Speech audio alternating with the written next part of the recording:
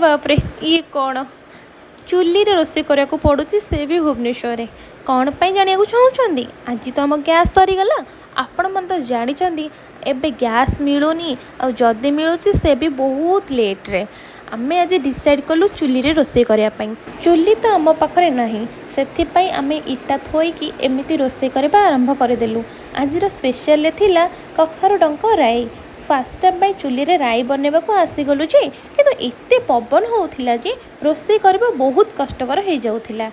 आउ एपटे मो दीदी कहूची चुली रे भी रोषे करबा शिखी था आगको तो बाहागर हबाको जाउछि जदि शाशु घरे एमिति किसी असुविधा आसे ताहाले तो निजे चुली रे रोषे करी खाया को दे परिबो।